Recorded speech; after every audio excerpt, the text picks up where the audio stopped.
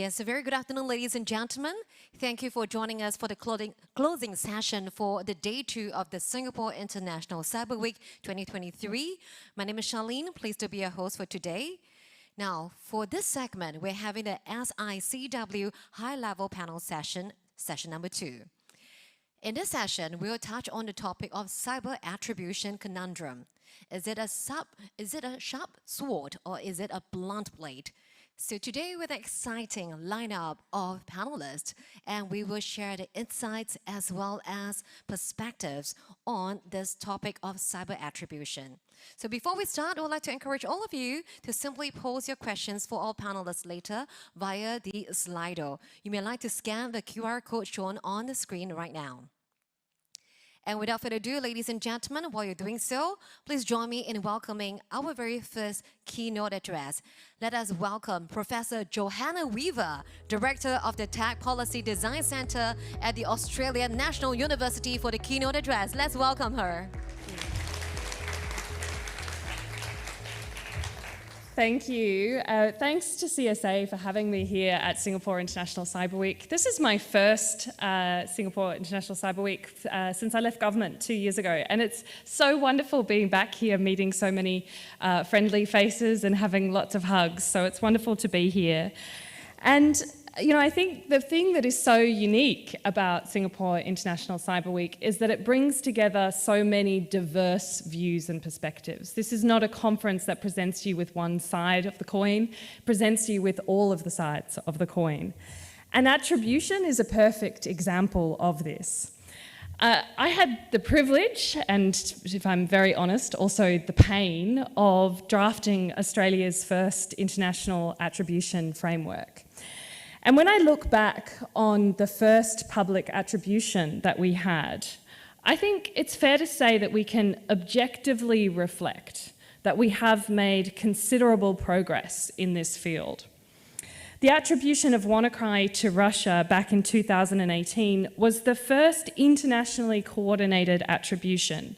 It was no mean feat, but it was 5 countries calling out Russia.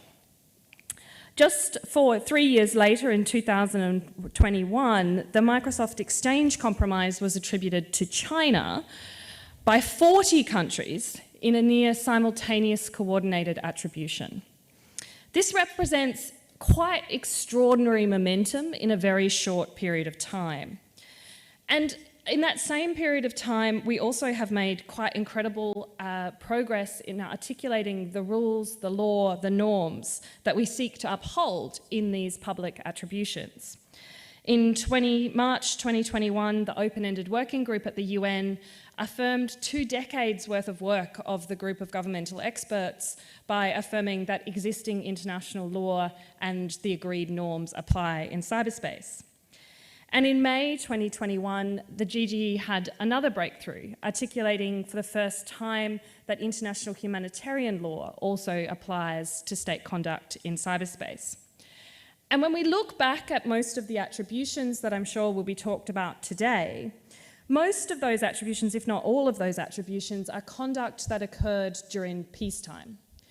And I wanted to use this keynote to talk to you about attribution in the context of armed conflict. And I'm excited to be able to share with you today the preview of a report that will be released by the ICRC in Geneva tomorrow morning. And as I do so, I'd like you to ponder 2 dates. No Googling, but I will have bonus points for anyone who can tell me the significance of these 2 dates at the end. So the first date is the 21st of November, 2014, and the second date is the 22nd of February, 2022. So now I'll turn to the report of the ICRC Global Advisory Board on Digital Threats during armed conflict. That advisory board includes 18 experts from military, policy, technical and security backgrounds.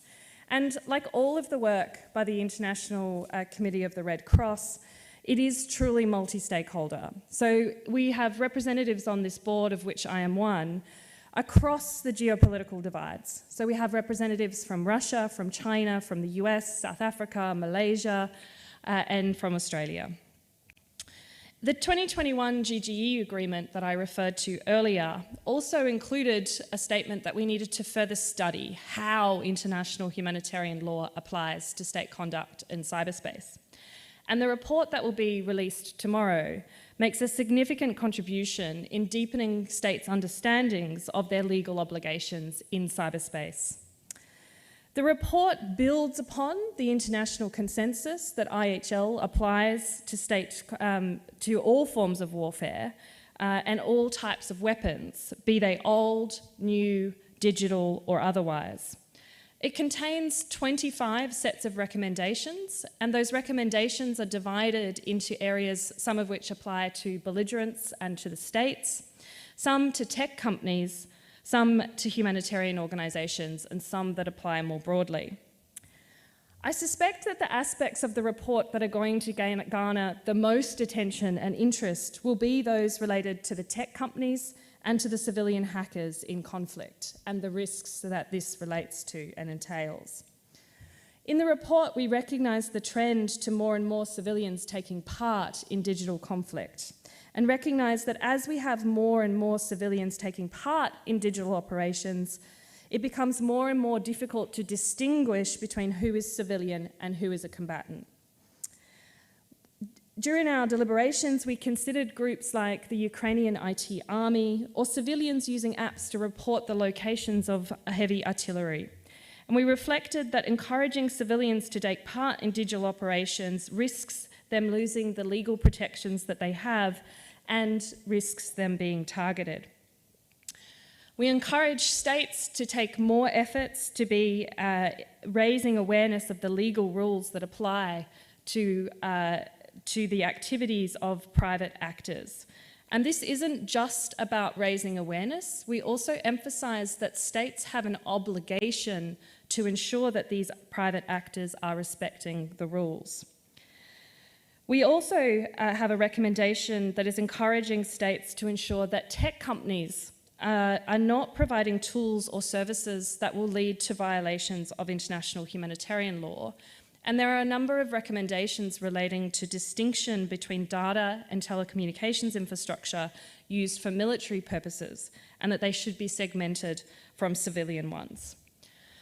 Now, this is a very, very small snapshot of the report, and each of these issues is a very complex issue. We delve into this in a lot of detail in the report, which will be available after its launch tomorrow in Geneva at lunchtime.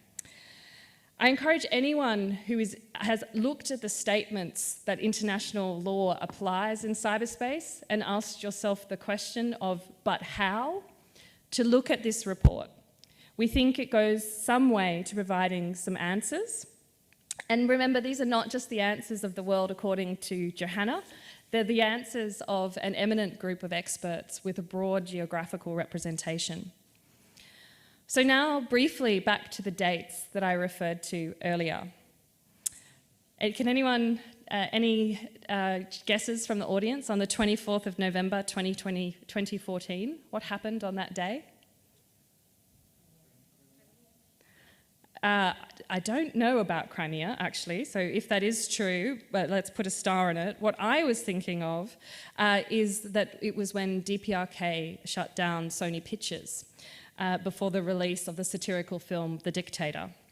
Now, Sony Pictures was the first major international cyber incident of its kind.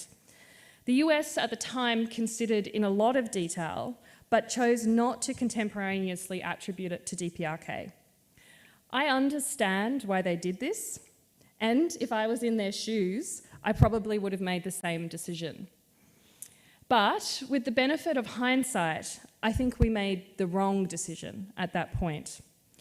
Australian Lieutenant General Morrison, in a very different context, is famous for saying that the standard you walk past is the standard you accept.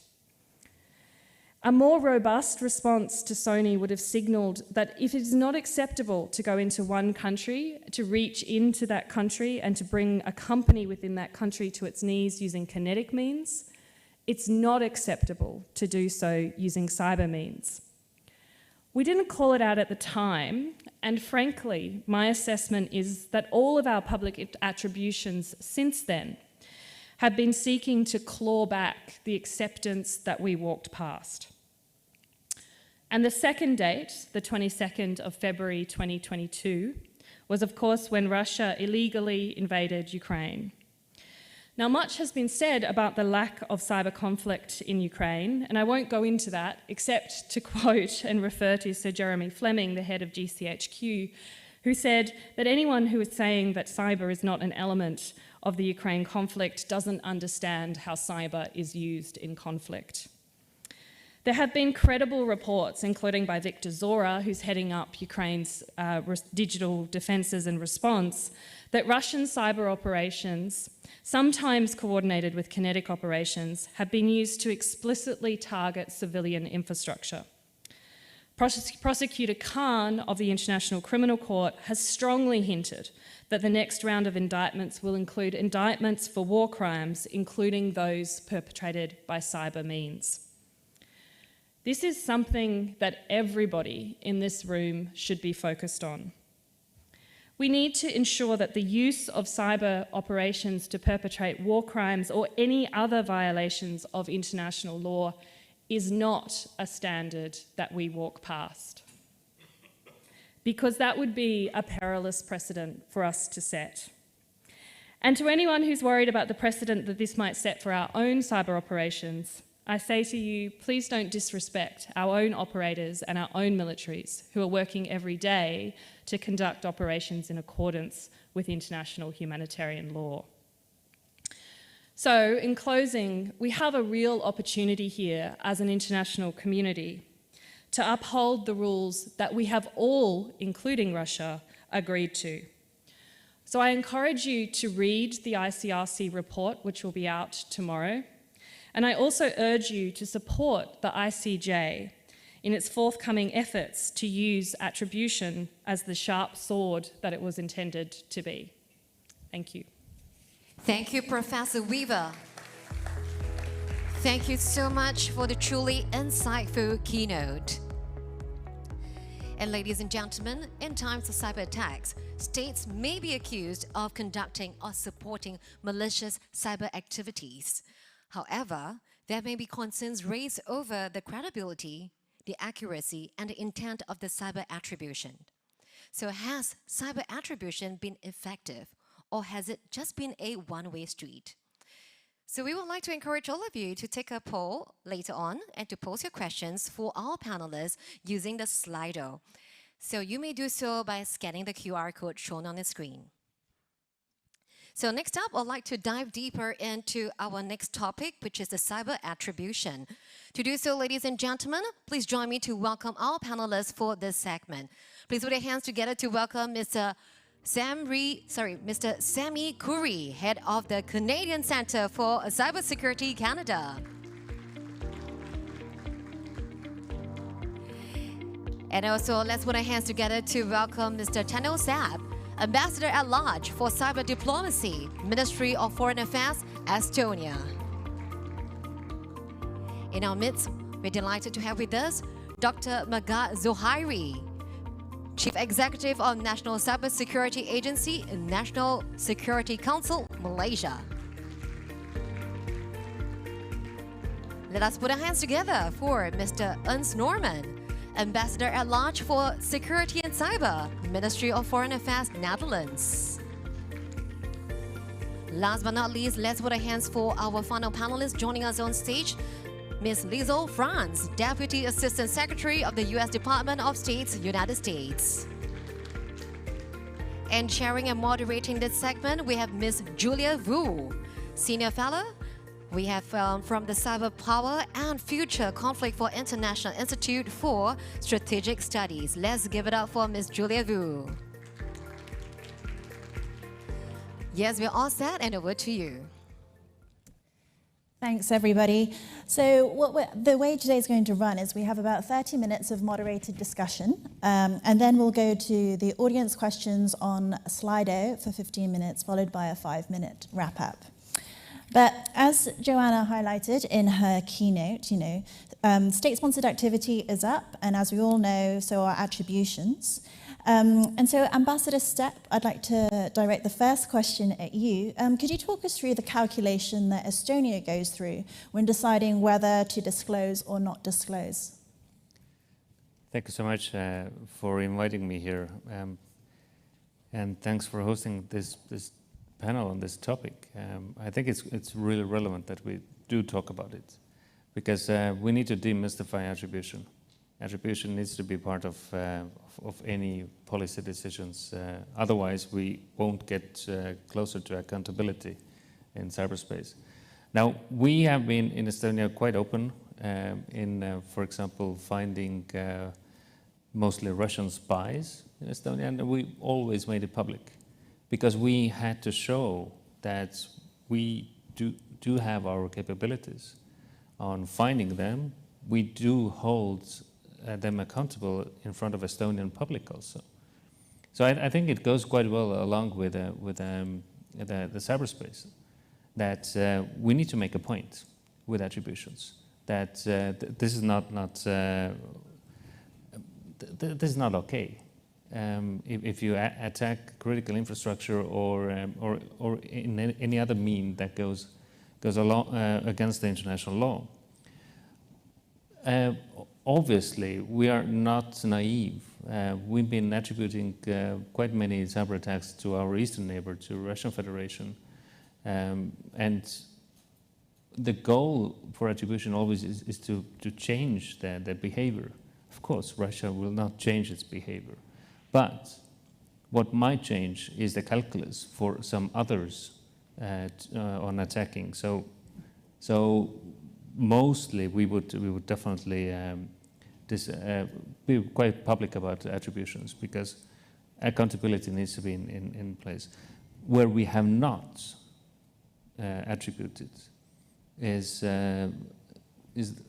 are the cases where we've had these activist attacks.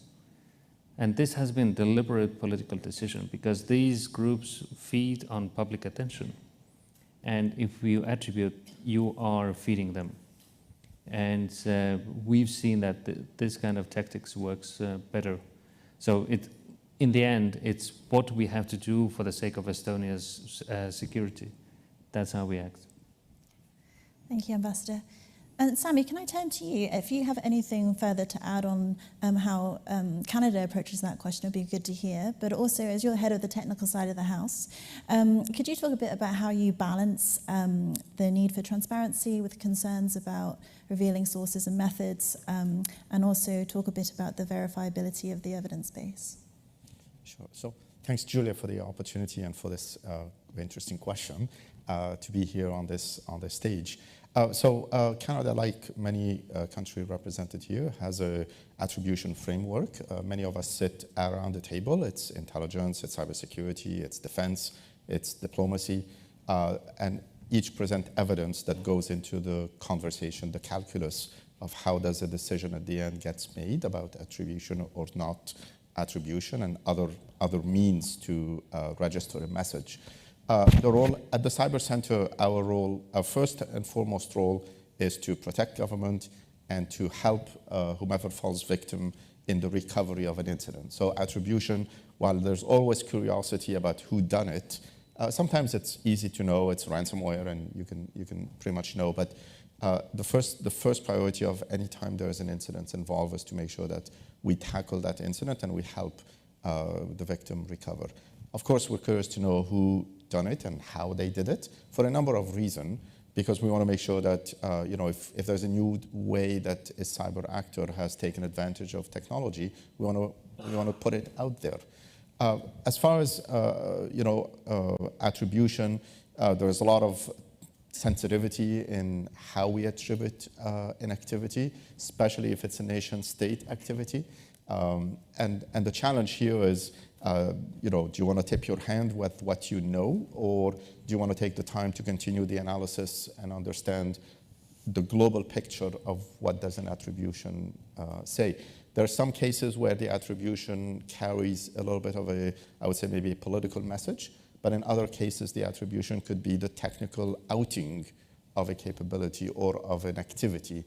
Like, for example, some of the technical attribution that we've done, for example, on the heels of the Vol typhoon and China in critical infrastructure. It's not necessarily a political statement on attribution, but it's a way to say this is unacceptable. And why did we do it? Because it's important to protect critical infrastructure, because it's not okay for a nation state to be in critical infrastructure. So there's a lot of calculations that goes into it.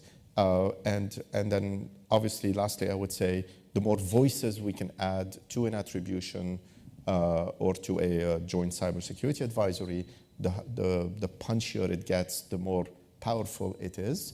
So we always look for partners, whether it was Viasat, whether it's Microsoft Exchange, whether it's the Vol Typhoon. Who do we join with in order to add our voices to theirs, or add their voices to ours, to register on the global scene that this activity is not acceptable? Thanks, Sami. And we'll come back to the international coalition point a bit later. Yes. But hey, Liesl, down there, my next question is for you. So some might describe the US as leading the way when it comes to attribution.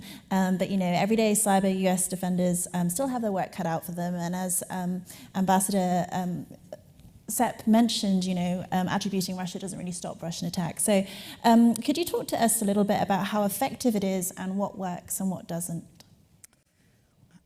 Well, thanks, Julia, and thanks to Singapore International Cyber Week for hosting us for this discussion and having this sort of policy and technology convergence in this discussion.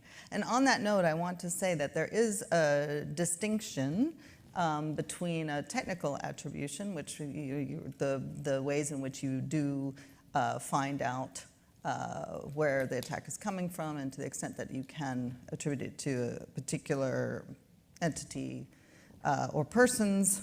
But what we also need to do, and when we talk about attribution from a political aspect, we're talking about once we know, then how do we make the decision to go public with it? And just to address the comment that Johanna raised in her keynote address about Sony, I do feel compelled to say that while we did not contemporaneously attribute that incident to TPRK at the time, it didn't take us too long, maybe a month or so at that point, to at least call them out through investigation. And one reason that it took us so long to do so is because it was the very first time that the United States called out another country, another state, on something that was a cyber-related issue. It also had several components to it. It was not just technically cyber with an intrusion into a US company in US territory. It also included threats on, also resulted in censoring expression, curtailing freedom of expression, whatever you think about the movie. I don't know how many have seen The Dictator. Whether it's a good movie or not, it had the effect of censoring that artistic move or expression. And it also, to some extent, elicited fear in the American people. So there were several aspects of that particular incident that converged to make it a deliberate deliberation and the decision that we made. So we make a decision to publicly attribute state or state-sponsored malicious activity nowadays, now that we've fast-forwarded almost 10 years since then, and have had processes that have become more repeatable to make a political or a public attribution. And we have often now done it in combination with other actions, whether it's sanctions or indictments, and certainly with coordinated with other partners when it's judged to be in the national interest to advance our specific policy goals. And I would say not only if the incident has effect only on the United States. If it has effect on partners, or countries that that are also targeted, we have also made a decision to do that. We can also consider alternatives to public attribution, things like sharing attribution conclusions through bilateral, multilateral channels or public statements that may fall short of explicit attribution, but show international cooperation, demonstrate that we know and that we have the capability, as Tunnel mentioned, to be able to see the issues. And there are many reasons to attribute, and I would say that it's not only whether or not it's going to stop the behavior. It shows solidarity with the victims if it's not us. It allows states to send clear messages that it's not acceptable, as we've heard. And most of all, we hope that the kinds of things that it then foretells, things like increasing defenses, showing that these are sophisticated, more sophisticated actions, that it will compel defenders to do more to defend themselves. So I think there are lots of aspects of success with a public attribution. Thank you, Liesl. And so also thanks for elaborating on the thinking behind DPRK. I had to, sorry. Dr. Megat, over to you. Could you elaborate on the point that Liesl made around states cooperating with each other and Malaysia's experience there? Just a bit of a disclaimer, I've been appointed to this post a month ago. So the reason I'm telling is not because I want to have a free pass so that I can say anything about it, about this view. But however, I think when we talk about specifically Malaysia cyber security strategy, the 5 pillars, one of it is global collaboration, which we established since 2020 and expiring next year, 2024. Global collaboration as always the main strategy of us in getting intels, information sharing, and so on. And we're fortunate enough, we have so many friendly partners and countries that are willing to share intels and information with us. However, having abundance of information and data, we will not be able to make decisions without having the capability and capacity to analyze. So, in Malaysia perspective, we invested, or we have been stressing, highlighting a lot in capacity building and capability building, which then allows us to make the right decision in establishing attribution. That is the most important part of Malaysia, from Malaysia's perspective or experience. However, coming from 25 years from a construction industry, although I'm doing digital transformation, I think it has similar construction industry, cybersecurity has similar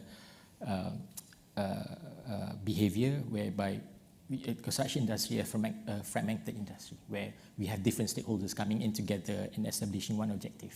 In cyber security perspective, we aim the same thing, trust, and establishing resilience. In that context, I think for all of us to come together in global collaboration among states is that we must establish the same objective, is to create trust and having a safer cyberspace. So I would like to stop there. Thank you. Thank you, Dr. Megat. Yeah, and so creating trust amongst a fragmented set of actors, I think, is really important. And so I'd like to ask Ambassador Norman if you could share with us your thoughts on how we can improve diplomatic efforts on attribution in cyberspace. Well, first of all, thank you very much for having me here as this panel. I'm just rather new on the subject, and a really great opportunity to be here in Singapore. So many firsts on my side, and you know, this topic is really important also for the Netherlands. You know, we have to work together on this. It was also in the excellent keynote address of Joanna, already given examples how countries work together. And I think that's crucial. You know, we have set together international norms and rules on what is acceptable and what is not. So in that sense, it's crucial that also when states what we call malicious states, have cyber attacks, and we have analysis which we can really attribute to certain states, and we draw the red line. And if you do it as a country alone, that won't be really effective. You have to seek coalitions, build them together, and then really show internationally what you do not accept, what you consider not acceptable behavior on cyberspace. So that's a crucial part in working together. For that reason, for instance, we work closely together also within the European Union. And we have an EU toolbox for that to address the cyber attacks and have different reactions to that. But also have capacity building for weaker states who are still developing a capacity to be more resilient, how to address cyber attacks. We also work together within the context of NATO to address attacks together. But as the Netherlands, we'd also try to build broader coalitions and seek other states to work together on this topic. And for instance, also in this region, we try to work together with the countries of the Indo-Pacific. We know it's more difficult for that. It's more difficult to attribute certain action politically to countries, but we still can help to find ways to attribute in a technical level, as Liesel mentioned, that at least the behavior is being mentioned, what the damage can be for a country. So it's so you have also other means at the diplomatic level to attribute an attack without even mentioning a country, if that's too difficult politically, or that at least you mention what harm it does to the country and what effect it has on your economy. Thank you, Pastor. And so I guess what was outlined in the blurb is something around attribution being described as a one-way street, and I think this is one of the criticisms of this. And I'm wondering if, Sammy, you could talk a little bit about this kind of assumption that some people make that, attribution is only that some countries can attribute because of the technical capability needed.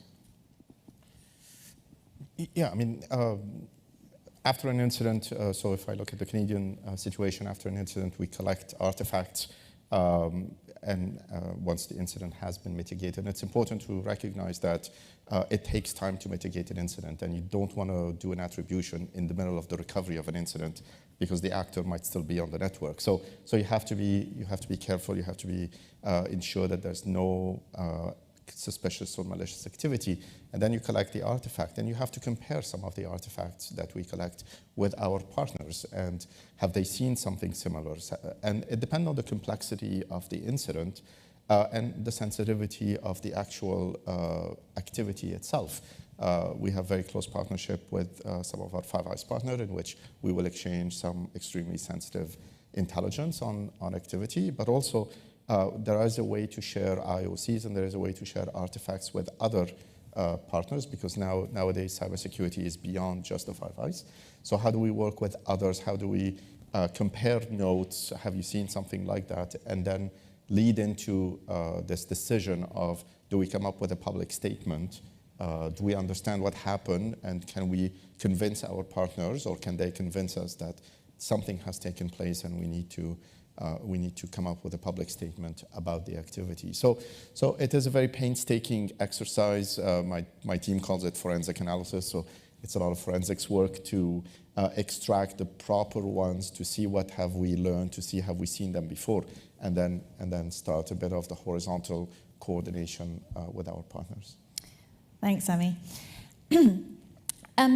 I know a number of the governments on the stage actually have cyber capacity building efforts in the region. I wonder if I could just open up to the panel to talk a little bit about any kind of explicit activities around attribution and capacity building. No? Okay. No. I can. Oh yeah, go on. Well, I think as Ernst noted that there are, states are at a variety of levels with regard to their capacities, both from a technical perspective and then from having the political processes in place to make this determination about whether or not you're going to make a political attribution. So the capacity building activities that the United States, and often in partnership with the countries on this stage and otherwise, address both of those issues. One is to deal with the one aspect of our capacity building efforts, and in multiple areas, whether it's regional or global opportunities that we take advantage of to provide the capacity building to other countries. But one is to help countries establish, and historically help countries establish, sort of the baseline. What are their national strategies with regard to their cybersecurity goals and objectives, and how do they build the institutions around that? One is to build help build the institution that then allows for incident response, the forensic analysis, the true sort of technical capability that allows them to, in theory, detect and respond to cyber incidents. Hopefully, to a certain extent, also be able to do that forensic analysis that Sammy was talking about. On the policy side, that has become a bit of a newer aspect of capacity building for us. But since we built the foundation in the UN negotiations that allowed for building a framework for responsible state behavior around the applicability of international law, existing international law to cyberspace, the norms that Johanna talked about, and also developing and implementing cyber confidence building measures, utilizing an old diplomatic tool and adding it to cyberspace. We have also found that countries have been hungry for how they can actually do that. So we have utilized both bilateral, regional, and the training sessions that we conduct often in partnership with other countries at the George C. Marshall Center in Garmisch, Germany, to talk about the framework for responsible state behavior and how they might be able to create the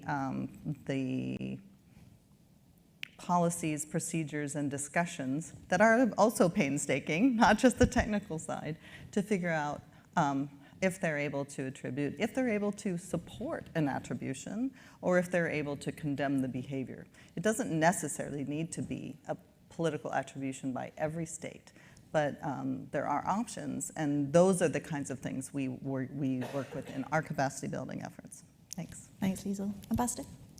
I have two small comments here. First, on capacity building, what we really need to do is raise the awareness of international law and cyberspace, so that all the countries would understand in the same way.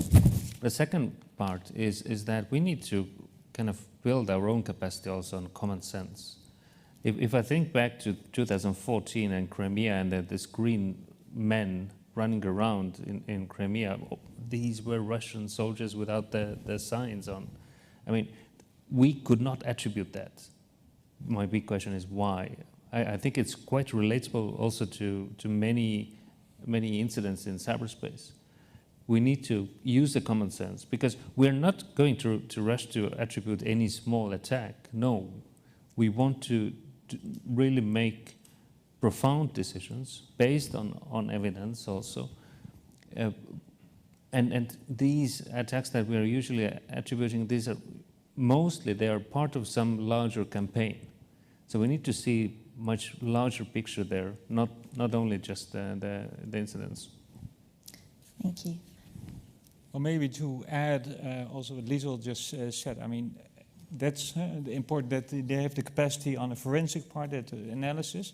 But I think also in consultations with countries, you can have a dialogue that, attribution is not always the same, that you go on television and say what has happened and accuse another country. But there are different forms of attribution, and you can share experiences with that. So that's also lower level, more closed door sessions where you can attribute certain attacks. So through a dialogue, you can create also capacity by explaining what your experiences are and what the possibilities are for other countries who do not have that experience.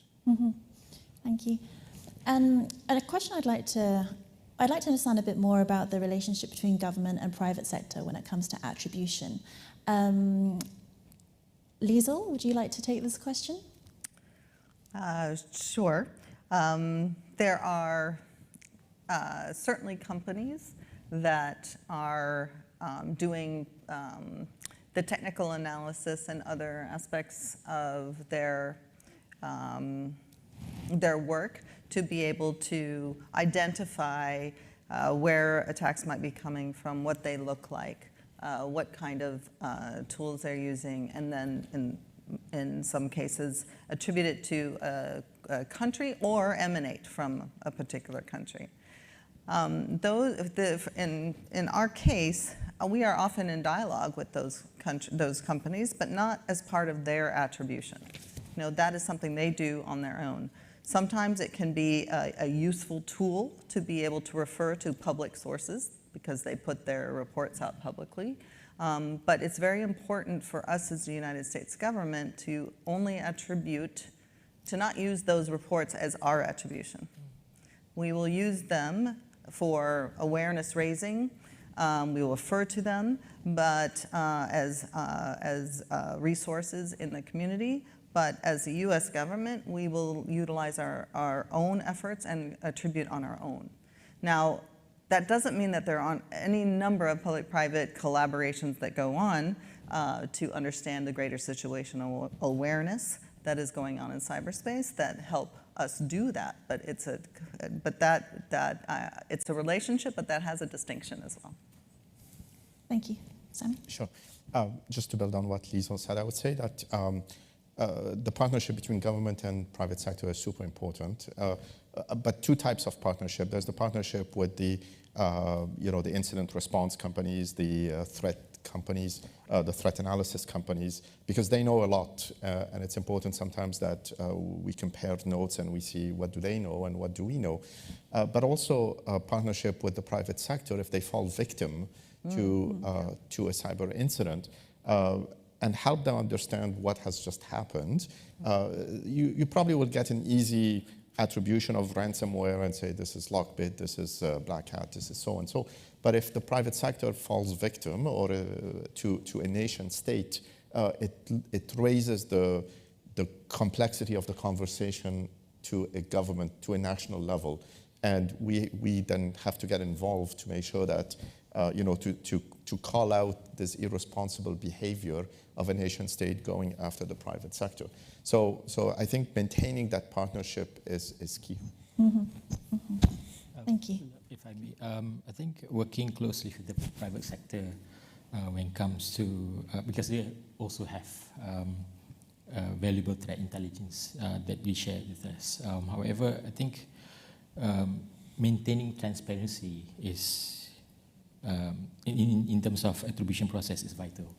Because then again, because with transparency, then we could actually enhance the credibility of the claims.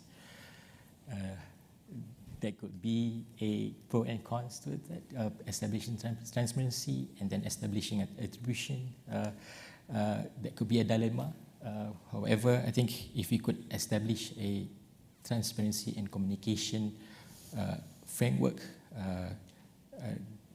would allow such approach of establishing attribution can be more effective or easier without establishing a dilemma. Mm-hmm. Yeah. Thank you. Thank you. So I'd like to take some of the questions from Slido now.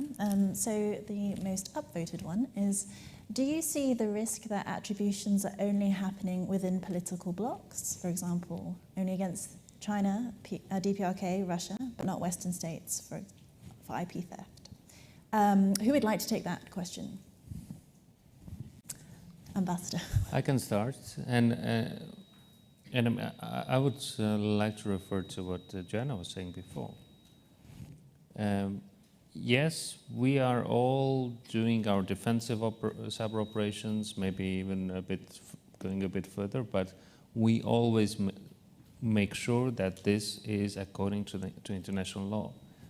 The attributions that we have been doing have been clearly violating international law. Simple as that. Okay. Yep. The only thing I would add to that is that I think it's tricky to see it as in political blocks. For example, I just want to say that the U.S. Intelligence Community puts out an annual threat assessment based on activity that we see, and it identifies countries that are taking the most aggressive behavior, and they are the PRC, Russia, DPRK, and Iran. So it is, it's not regional, it's not meant to be political at all, and we have found that when the incidents or cyber attacks that have the most wide-ranging impacts, it's agnostic to political blocs because of cyberspace is global. Mm-hmm. So I would push back a little bit on the premise of the question. Thanks, Liesl. And so the next question is around false flagging. Sami, maybe you can take this one. How do we deal with it? And as it's quite easy to drive ongoing narratives towards common punching bags. Yeah, I mean, that goes back to my earlier comment that attribution has to be done very thoughtfully and very meticulously, precisely because of these false flag operations. We have called out a number of, or at least we've observed a number of nation state using ransomware as a way as a way of hiding their activity.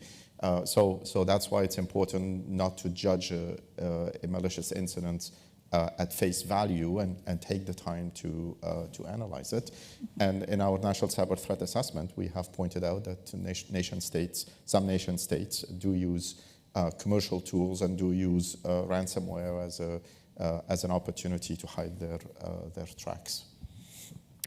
Thank you. Maybe a good example of where we didn't do any false flagging on the forensic work we did was in 2018 when the Russians spied on the OPCW and they were caught red-handed outside the building. And at that time it was even decided that our Minister of Defense, together with the head of the military intelligence agency, would go public on television and was internationally broadcasted to attribute that attack. But it was so clear, and there was no way of false flagging. And I think it's a crucial point that we always do the right forensic, a good analysis before doing it. Thank you, Ambassador. So has attribution been effective in promoting peace in cyberspace? And this is an open question to the panel, and if there are kind of specific examples that you could add to that, that would be helpful. Anyone want to make eye contact with me? I would love it if we all just went back down the row and said yes or no, but I would say yes, I'm happy to defend that. Okay, cool. Yeah, let's go yes or no down the... Okay, that's fine. I can answer that. I mean, it's not the only one. I mean, it's one of the instruments. Yeah. It's not the golden or silver bullet. It is one of the instruments, and in the end, you want to stop that behavior. And you want to address the behavior. You want to be able to counter that behavior with a good strategy. But it is, you have to use it as part of your strategy to defend your cyberspace. Thank you. And to defend the cyberspace of your civilians and society as a whole. Mm-hmm. Okay. Yes? I mean, I would agree with the yes. Cyberspace is not a peaceful space yet. So it's important that, there's multiple ways to tidy it up, to clean it up. And attribution is one, but not everything has to be an attribution. So there are other ways to constrain that activity. Some of it could be diplomatic, through diplomatic channels. So we hope to get there, but still have some work to do. Thanks, Sami. So some countries are... And I would just say, just not to interrupt you, Julie, but just to say, I think the question is nicely worded because it does say promoting peace. And I think that that's a key part. And to Sami's point, it didn't say achieving total peace. Mm-hmm. And to Ernst's point about, it is one tool in the toolkit of diplomacy and experts to address promoting peace in cyberspace. And so we still have work to do. I mean, one thing that I think is important to remember is that we have several ways to deter this malicious cyber behavior so that we can promote and eventually achieve at least more peaceful or more stable cyberspace. One of them is imposing costs that are transparent and reversible on those that are engaging in malicious behavior. So I think that we have made a lot of progress, but it's definitely promoting peace, and it is only one tool. Thank you. So how can we really attribute cyber attacks to a state when often states use non-state actors as proxies? Sami? Sorry, it's technical.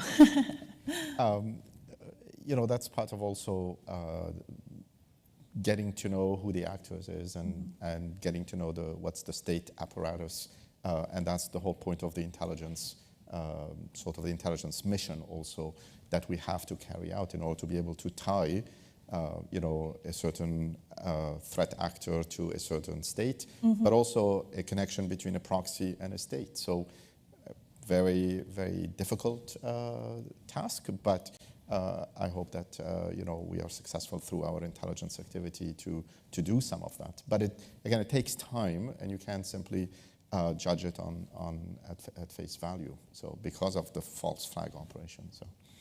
Also, it makes the distinction, the relationship between a state or a proxy is not always clear.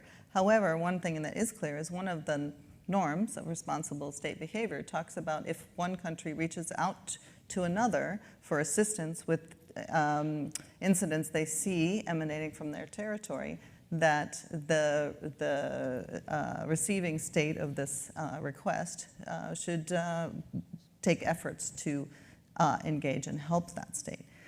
We saw that in the instance of the colonial pipeline ransomware activity, where we did not attribute it to a state, but we did engage with the country to see what they could do about it. Thank you. Following on from Liesel's point, and actually maybe I'll direct this question at Ambassador Norman, as you mentioned an EU toolkit earlier, but could there be an international toolkit for attribution? Say it again? Do you think there could be an international toolkit for attribution? Good question. I would say, it could be an effort to try to agree on a toolkit that we, like we agree on norms and rules, that we also agree on. But that should not mean for us, for instance, that we lower the standards of the toolkit of the European Union, for instance. But we could discuss, of course, international accepted actions against cyber attacks. Thank you. And Ambassador Sepp, how do you think we can work together to attribute, but move the situation forward constructively?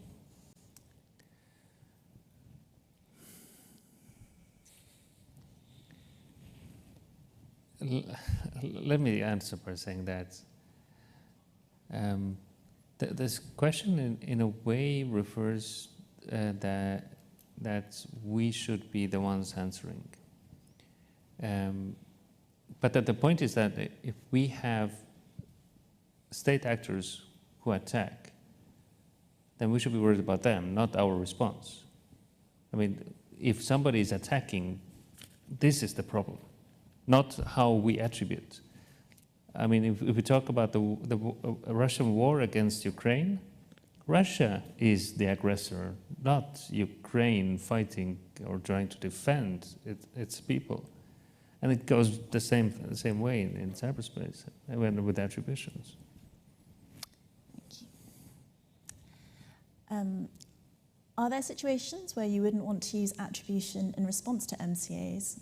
And what other alternatives are there?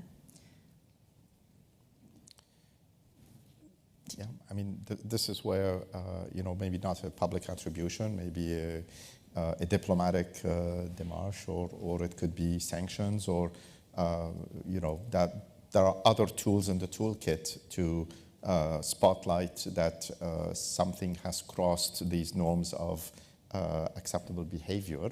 And part of the framework is to have a conversation about what is the best tool to register that message and register that discontent with the activity. Mm-hmm. Mm-hmm.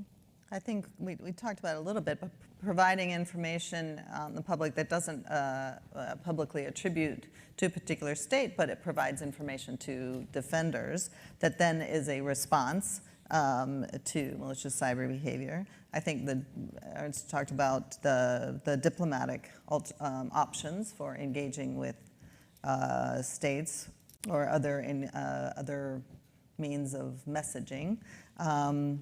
And I think those two help raise the cost. Mm-hmm. We may never end malicious behavior in cyberspace, but we do, all the efforts that we are undertaking, we think are raising the cost to those that are attacking, and we need to continue to do that if they continue to do so. Mm. In addition to raising the cost and raising the bar, so what are the other elements needed to complement it? We talked a bit about attribution being only one of the tools in a state's toolkit. So what are the others? Ambassador Norman. What other options are there? I mean, you can have a closed door session that you decide not to go public, but you hope to influence an actor through, in the closed door space. But you can also refer to sanctions, economic sanctions. So there are different levels where you can address an attack. Depends also the type of attack, the context of the attack. And like it's already been mentioned, also it's under international law. International law is applicable, so also the instruments to defend international law are also applicable. Mm-hmm. Thank you. We've got another question about capacity building. Dr. Megget, could you take this one? What do you think could be done to support countries that are intimidated by attribution? When we do not have the capacity and capability, of course, we will be intimidated by the attribution. I think, again, for countries, for example, in Malaysia, we receive a lot of support from those who are quite advanced in cybersecurity. That's really important, because by understanding the context of the attribution, then we will be able to counter the claims, to decide whether the claims are correct or not. So by doing that, then countries who are intimidated by that then will then later realize that these attribution are all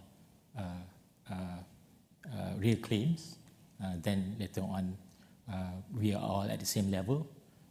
And again, by establishing the international toolkit, then all of us could accept it and then use it as an international standard for us to establish the attribution. Mm-hmm. Can I add one thought here? I think since last year, we have passed the threshold. We have now a situation where cyber attacks are an integrated part of military warfare. So for any government thinking about their own security, they have to start calculating that into this. And by this, there's no room for, let's say, there's less room for being intimidated by cyber attacks or attributions. Thank you. How do you attribute without revealing your intelligence mechanisms? Sami?